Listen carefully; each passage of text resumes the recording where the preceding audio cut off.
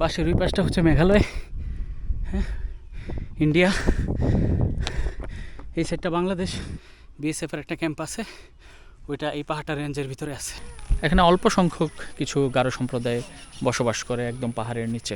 অদ্ভুত এক সুন্দর জায়গা, অদ্ভুত মানে অদ্ভুত। ওই পাশে ইন্ডিয়ার মেঘালয়ের পাহাড়। এই যে এটা ঝিরি, এটা ইন্ডিয়ার কোনো একটা পাহাড় থেকে এই ঝিরিটা।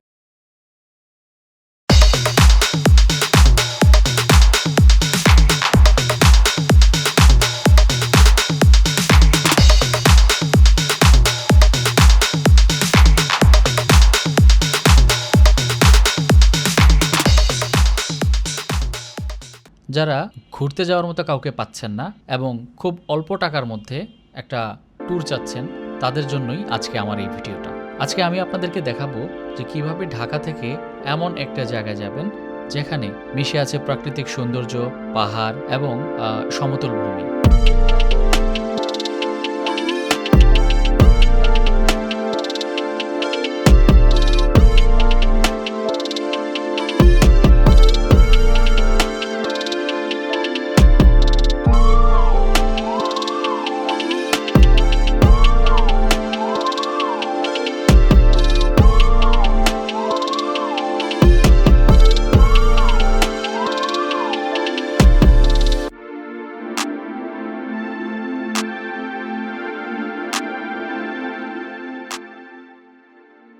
বাংলাদেশের এমন কিছু জায়গা আছে যেগুলো এখনও পুরোপুরিভাবে এক্সপ্লোর করা হয়নি।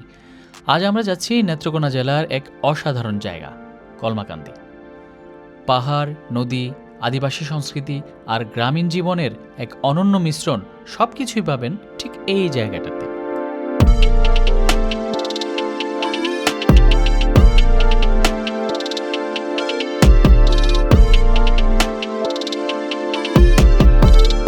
সুতরাং পুরো ভিডিও জুড়ে আমার সাথেই থাকুন। এই ভিডিওতে আমি দেখাবো কিভাবে, কোথা থেকে আপনি টিকিট কাটবেন, তারপর কিভাবে যেতে হবে, কোথায় যেতে হবে, কিভাবে বাইক ভাড়া করবেন, কোথায় থাকবেন, কত ভাড়া পড়বে, সবকিছু আমি আমার এই ভিডিওর মধ্যে আপনাকে দেখাবো। কলমাকান্দি নেত্রকোনা জেলার একটি সীমান্তবর্তী উপজেলা, যা ভারতের মেঘালয় পাহাড়ের খুব কাছাকাছি। এই অঞ্চলের বিশেষত্ব হলো এখানে সমতল ভূমি আর পাহাড়ি পরিবেশ একসাথে দেখা যায়। উত্তরে রয়েছে মেঘালয় পাহাড় আর নিচে বিস্তীর্ণ সবুজ গ্রাম, যা একেবারে অন্যরকম একটি অভিজ্ঞতা দেয়। যাচ্ছি কলমাকান্দির দিকে। কলমাকান্দির ওই পাশটা দিয়ে আছে মেঘালয়ের পাহাড় বর্ডার এরিয়া। এখনো পর্যন্ত দেখেন 8:30টার উপরে বাজে, কিন্তু সূর্য ওঠে নাই, এখনো চতুর্দিকে কুয়াশা। নেত্রকোনাতে আমি 5টা স্পট ঘুরে দেখেছি। তার মধ্যে সর্বপ্রথম আমি পাঁচগাঁও চন্দ্রনিগা বর্ডারে গিয়েছি এবং সেখানে আমি মেঘালয়ের পাহাড়ের একদম পাদদেশে, যেখানে মেঘালয় পাহাড় শেষ, ইন্ডিয়ার শেষ এবং বাংলাদেশের শুরু, ঠিক এই 0 পয়েন্টে। আমার পিছনে, একেবারে যে পিছনে দেখতে পাচ্ছেন, সেটা ভারতের মেঘালয় রাজ্যের একেবারে সীমান্ত বর্ডারের কাছে আমি আছি। এবং এই যে পাহাড়টা এখানে শেষ হলো, ঠিক এখানেই ইন্ডিয়ার শেষ এবং বাংলাদেশের শুরু। আমরা একজন বিজিবির সহযোগিতায় একটু সামনে যাব, একদম 0 পয়েন্টে যাব। ওখানে যাওয়ার কোনো অনুমতি নাই। পিছনে একে বর্ডারের একদম নিচে এখানে গারো সম্প্রদায়ের কিছু জনগোষ্ঠী বসবাস করে। এই যে ঘরগুলো দেখতে পাচ্ছেন, এগুলো হচ্ছে গারোদের বাড়িঘর, মুসলিম। এবং আমার পিছনে ওনারাও হচ্ছে গারো সম্প্রদায়ের। এখানে কত ঘর থাকে, এখানে অল্প সংখ্যক কিছু গারো সম্প্রদায় বসবাস করে একদম পাহাড়ের নিচে। তো এই মুহূর্তে আমি আছি ইন্ডিয়ার ভিতরে, পাসপোর্ট ছাড়া আছি ইন্ডিয়ার ভিতর। এখন এই যে চলে আসলাম বাংলাদেশে।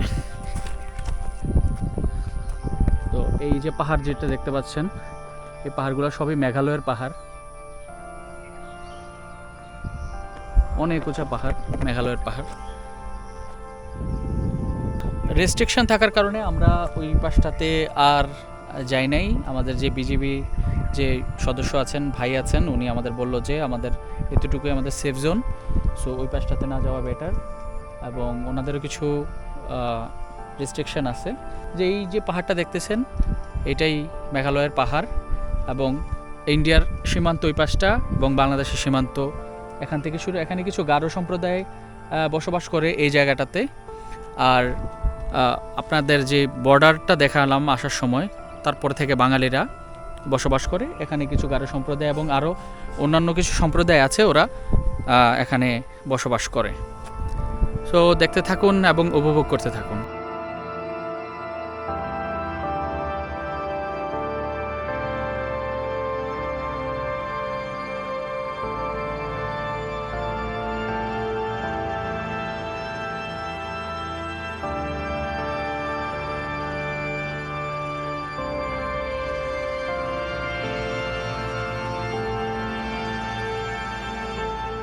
এখন আমরা ঠিক দাঁড়িয়ে আছি পাঁচগাঁও চন্দ্রডিঙ্গার অপোজিটিভ সাইড।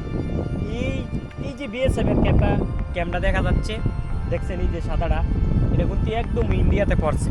তো আপনারা যদি দূর দূরান্ত থেকে আসেন, দেশের অবস্থা যদি আরও ভালো হয়, একদম কাছে যাওয়া যায়, ভিতরে যাওয়া যায়।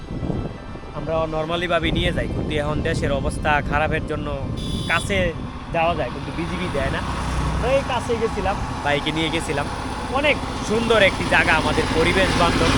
এখানে ছোট ছোট ছোট জুড়ি পথ আছে, একটা অনেক 100 বছর আগের একটা পুরনো বট গাছ আছে এই পিছনে, কিন্তু এখন পরিবেশের কেমন হয়েছে যাওয়া যায় না। আমরা একটু দূরে খাড়াই আছি। অনেক সুন্দর একটি জায়গা, আপনারা যদি আসেন আপনাদের অবশ্যই মন পরিবর্তন হয়ে যাবে, ইনশাল্লাহ অবশ্যই আপনারা আসবেন।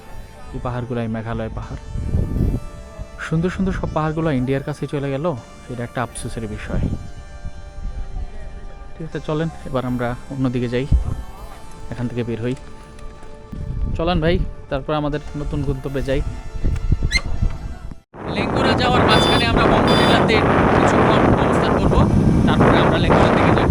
পাঁচগাঁও চন্দ্রডিঙ্গা বর্ডার দেখার পর পরবর্তী গন্তব্য হয় আমার বঙ্গটিলার দিকে। বঙ্গটিলাটা ইন্ডিয়ার সীমান্তে পড়েছে। বিপজ্জনক একটা জায়গা। বর্ষাকালে এখন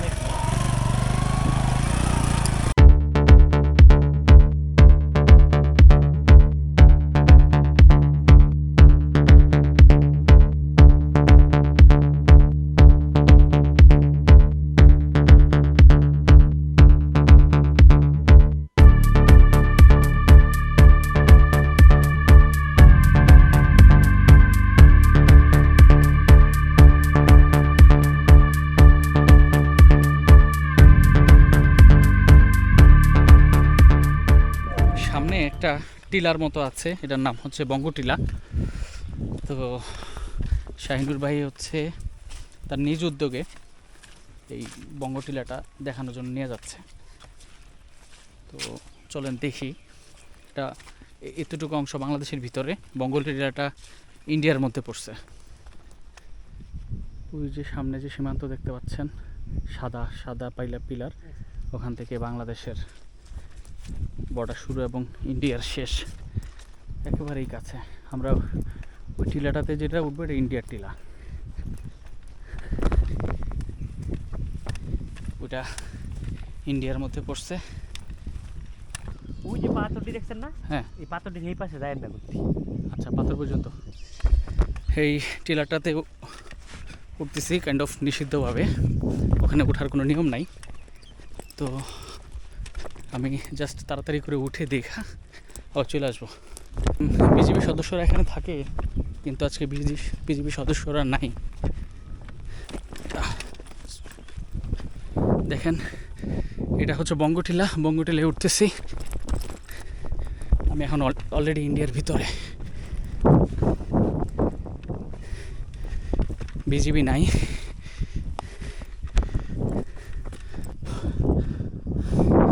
এই যে দেখেন, অনেক নিচে পাহাড়, সরি জমিন, অনেক উঁচা ভাই। বিএসএফের একটা ক্যাম্প আছে, ওইটা এই পাহাড়টা রেঞ্জের ভিতরে আছে। পাশের ওই পাশটা হচ্ছে মেঘালয়, হ্যাঁ ইন্ডিয়া, এই সাইডটা বাংলাদেশ। বঙ্গটিলার ঠিক অপোজিটে খুব কাছেই ইন্ডিয়ান বিএসএফ সদস্যদের একটা ক্যাম্প আছে। ওই ক্যাম্প থেকে ওরা আবার আমাকে দেখে ফেলে। তো যার কারণে আমি খুব টপে উঠে ফুটেজ কালেক্ট করতে পারিনি, কারণ ওরা আমার দেখে ফেলার কারণে বারবার আমাকে নির্দেশনা দিচ্ছিল যে আমি যেন নিচে নেমে যাই। তো আমি ওখানে বেশিক্ষণ স্টে করতে পারিনি, আমাকে আবার নিচে নামতে হলো। কিন্তু সামান্য একটু ফুটেজ আমি নিয়েছি, এটা আপনাদের দেখাচ্ছি।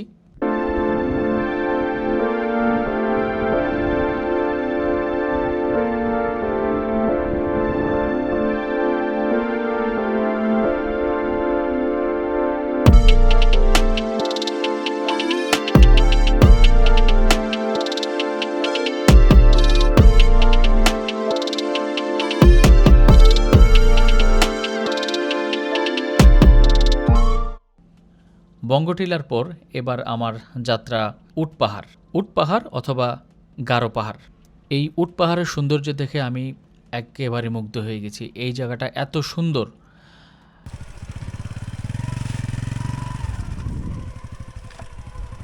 এই জায়গার রাস্তাটা একটু খারাপ, উট পাহাড়ের রাস্তাটা পুরা ফুল কাঁচা রাস্তা। সো এখানে বৃষ্টি হইলে আরও খারাপ অবস্থা হয়ে যায়, পুরা রাস্তা কাদা। এগুলো হচ্ছে সুপারি গাছের পাতা, এগুলো দিয়ে বেড়া দেয়। আমার ছোটোবেলায় আমার নানুর বাড়িতে এরকম দেখছিলাম, আমার নানুর বাড়িতে এরকম সুপারির ইয়ে দেয়, এগুলো বাইল বলে, সুপারির বাইল।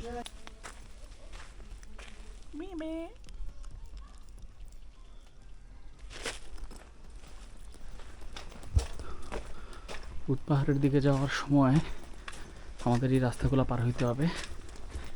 উপরে একটা বিজেপি ক্যাম্প আছে শুনলাম, দেখি।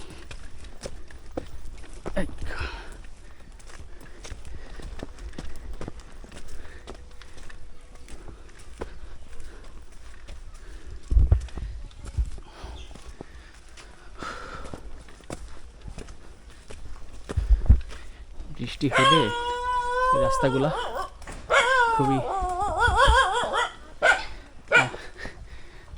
অপরিচিত মানুষ দেখা চিল্লাইতেছে। হ্যাঁ ঠিক আছে।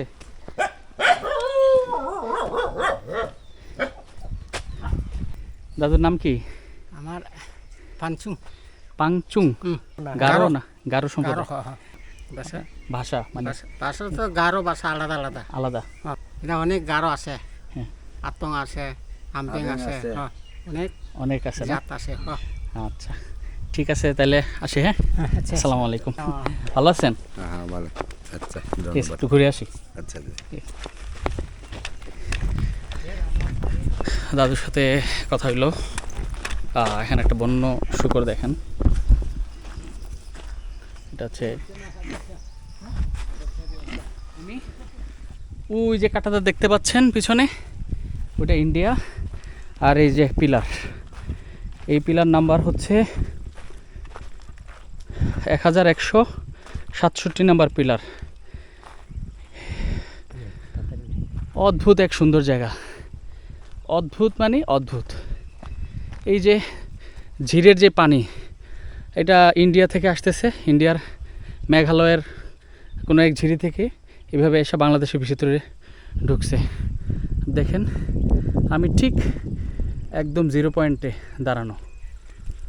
এই যে আমাদের শাহিনুর ভাই, উনি অনেক কষ্ট করে আমার এখানে নিয়ে আসছে দেখানোর জন্য।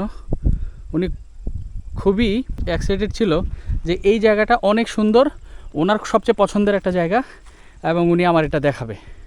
যদিও ওনার প্যাকেজের ভিতরে এটা ছিল না, এটা উনি পার্সোনালি আমার দেখানোর জন্য নিয়ে আসছে, এবং আমি এর জন্য শাহিনুর ভাইয়ের কাছে অনেক কৃতজ্ঞ, এত সুন্দর একটা জায়গা দেখানোর জন্য। একদম পিছনে এই যে ইন্ডিয়ার পাহাড় দেখতে পাচ্ছেন, এই জায়গাটা হচ্ছে ইন্ডিয়ার পাহাড়। ওখানে আমরা দেখতে পাচ্ছি যে বিজিবি টহল দিচ্ছে। ওনারা আবার হাত দিয়ে কি যেন ইশারা করতেছে, কি দেখানোর চেষ্টা করতেছে বুঝতেছি না। তো ওইটা হচ্ছে কাঁটাতার,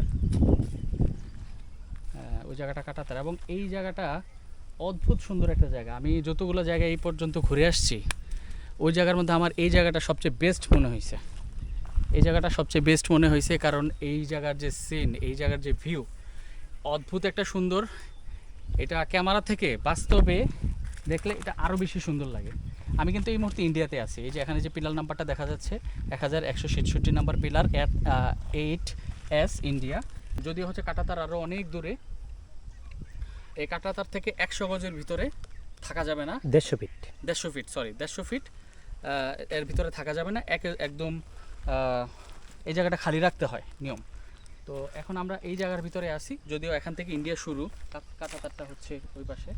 আর এই পাহাড়টা পড়ছে উদ পাহাড়, যেটা এটা বাংলাদেশের সীমান্তের ভিতরে।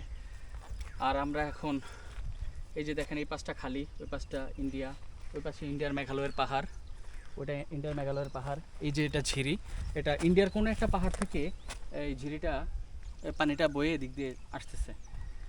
ক্যামেরা থেকেও বেশি সুন্দর বাস্তবে দেখতে।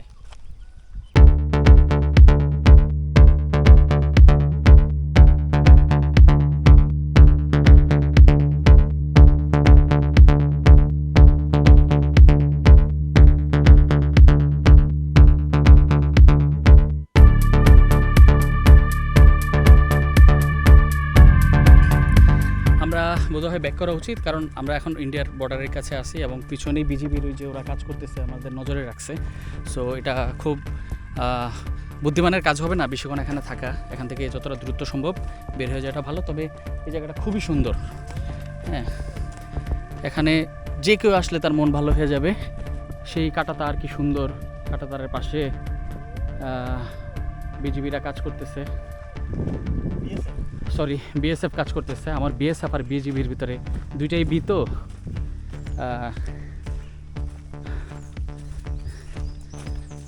আমরা আবার সেই, এটার আরও একটা নাম হচ্ছে গারো পাহাড়,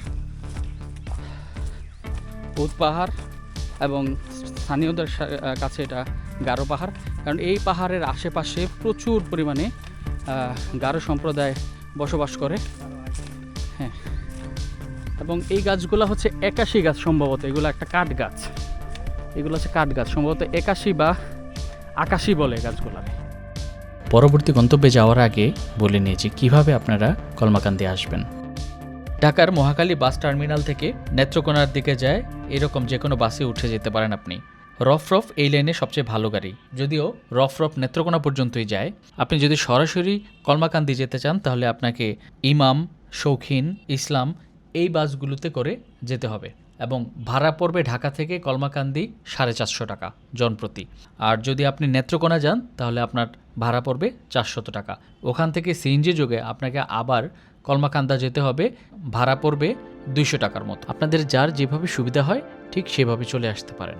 যদি আপনারা একদিন আগে চলে আসেন তাহলে আপনারা কলমাকান্দা বাজারে এসে একটা হোটেল ভাড়া করে নিতে পারেন। এই হোটেলের ভাড়া 200 টাকা থেকে শুরু হয়। কলমাকান্দা বাজারে আসার পর আপনাদের সারাদিন ঘোরার জন্য একটা বাইক ভাড়া করে নিতে হবে। বাইকটা হলে সুবিধা হয় কারণ অনেকগুলো স্পট কভার দেওয়া যায়। এখানে আসার পর আপনারা অনেক বাইক পাবেন, বাজারেও পাবেন, অথবা নেত্রকোনা থেকে আসার সময় রাজপুর নামে একটা জায়গা আছে, সেখানেও আপনারা বাইক পাবেন। তবে কলমাকান্দাতেও বাইক থাকে বাজারে, আপনারা এখান থেকেও ভাড়া করে নিতে পারেন। আমার সাথে যিনি ছিলেন উনি শাহিনুর ভাই, উনি এখানকার স্থানীয়, উনি খুব সুন্দরভাবে সব কিছু আপনাকে দেখাতে পারবেন। উনি মানুষ হিসেবে খুব ভালো, খুবই আন্তরিক, আমাকে উনি খুব সুন্দরভাবে ঘুরিয়ে দেখিয়েছেন। কলমাকান্দা পূর্ব বাজারে আসলাম, আসার পরে শাহিন ভাইয়ের সাথে দেখা হলো। তো শাহিন ভাই আজকে আমারে ঘুরে দেখাবে, উনি গাইড হিসাবে আছে এবং রাইডার হিসাবেও আছে। আইজান ভাই, আছি চা খাইতেছি বাইকে নিয়ে, কলমাকান্দা বাজারে আছি এখন আমরা। এখন আজকে কই কই নিয়ে ঘোরাবেন আমাদের? পাঁচগাঁও যা প্রথম, পরে হইলো পাতলাবন, পরে হইলো সাত শহীদের মাজার। আচ্ছা, পরে ফাঁকে ফাঁকে আরো কিছু কিছু জায়গা আছে, এগুলা আস্তে আস্তে আস্তে আস্তে দেখবো আর কি। সবগুলা জায়গায় দেখে দাম, পরে বিজয়পুর যাবো সর্বশেষ সময়। দুর্গাপুর পড়ছে বিজয়পুরটা, অনেক সুন্দর। পাঁচগাঁও, এই যে পাঁচগাঁও চন্দ্রিকা থেকে কলমাকান্দা থেকে এই যে পাঁচগাঁও গেলাম। হ্যাঁ, এই যে পাঁচগাঁও থেকে আমরা এই যে বর্ডার রোডে, এই যে মেঘালয়ের পাশ দিয়ে, এই যে বর্তমানে আমরা এখানে অবস্থান করতেছি। বুঝতে পারছি। তার মানে মোটামুটি হচ্ছে একদিনে আপনার নেত্রকোনা ঘোরা শেষ, একদিন নেত্রকোনা ঘুরা যায় আর কি, ঘোরা যায়। যদি আমরা আবার রাত্রে অর্গুমা করেন তাহলে আপনার এরা জানে অনেক সময় কুলায় না, অনেকে 2-3টা স্পট দেখা পরে ক্লান্ত টায়ার্ড হয়ে যায়। আর আপনি যদি তার মানে আপনার পরামর্শ হচ্ছে যে আগে আইসা স্টে করবে, তারপরে আগে আইসা আপনি কলমাকান্দা রইলেন, রাত্রে রইলেন, গেস্ট হাউসে রইলেন। গেস্ট হাউস ভাড়াও তো তেমন বেশি না, 300-400 টাকা হইলে আপনি দুইজনে 800 টাকা হইলে গেস্ট হাউসে থাকা যায়। খাওয়াও নর্মাল খাওয়া একদম কম দাম, তাইলে আপনার এত কষ্ট হয় না, তাইলে আপনার রিল্যাক্সে ঘুরে গেলেন আর কি। আপনি তো ট্যুরে আসলেন, এটা তো প্যারা নেওয়া সারা রাত্রে অর্গুমা কইরা, তখন আপনি এটা শান্তি পাইবেন না। ট্যুরে ঘুরলে। এখন আপনার সেই মোটিভটা লাগতেছে সারা রাত অর্গুমা করলে আপনার শরীরে এই এনার্জিটা থাকতো না। আর মোটামুটি কিন্তু আমাদের এখানে 4-5টা স্পট মোটামুটি কিন্তু ভালো কয়েকটা জায়গা আছে, বেশ কয়েকটা জায়গা আছে। এই জায়গাটা ঘুরতে কিন্তু আপনার সময় ক্যাপচার করা লাগে, খাওয়া দাওয়া করে তো আর এটা ঘোরা যায় না। তাহলে এখন শুধু আমাদের আছে হচ্ছে চীনামাটি। আমি ওনার নাম্বারটা আমার ডেসক্রিপশন বক্সে রেখে দিব এবং আমার স্ক্রিনেও রেখে দিব। আপনারা চাইলে ওনার সাথে কন্ট্যাক্ট করতে পারবেন। তবে ওনার সাথে যদি আপনারা ঘুরেন একটা ভালো সুবিধা পাওয়া যায়, আপনাদের সেফটি অ্যান্ড সিকিউরিটি নিয়ে কোনো সমস্যা হবে না, কারণ উনি এখানকার স্থানীয়। আর আরও একটা বিষয় হচ্ছে উনি সব কিছু খুব ভালোভাবে চিনেন, তো সুতরাং আপনারা চাইলে ওনাকেও ভাড়া করে নিতে পারেন। সারাদিনের জন্য আপনার বাইক ভাড়া গুনতে হবে 1200 থেকে 2000 টাকার আশেপাশে। তবে সিজন ভেদে একটু কম বেশি হবে, এটা আপনারা কন্ট্যাক্ট যখন করবেন তখন দামাদামি করে নেবেন। বিজয়পুর পর্যন্ত সব কিছু দেখার পর আপনারা সোজা বের হয়ে যাবেন। যদি আপনারা ঢাকা চলে আসতে চান তাহলে বিরিশিরি বাস স্ট্যান্ডে যাবেন, সেখান থেকে সিএনজি যোগে আপনাদের চলে আসতে হবে ময়মনসিংহ বাইপাসে। বিরিশিরি বাস স্ট্যান্ড থেকে সিএনজি যোগে ময়মনসিংহ বাইপাস আসতে জনপ্রতি পড়ে 170 টাকা করে। ময়মনসিংহ বাইপাসে আসার পর এখান থেকে যে কোনো ঢাকাগামী বাসে উঠে পড়লেই আপনি ঢাকা চলে আসতে পারবেন। নদী পার হইতে জনপ্রতি 10 টাকা, আর হচ্ছে বাইকের জন্য 10 টাকা লাগলো। যান আপনি চলবেন।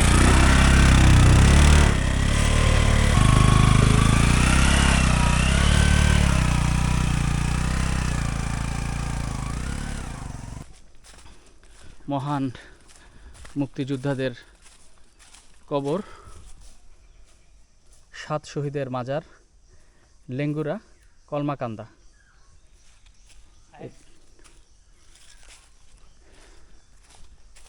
এখানে আমরা বাংলাদেশ বর্ডার গার্ডের একটা নোটিশ দেখতে পাচ্ছি, এখানে লেখা আছে বাংলাদেশের সীমানা শেষ।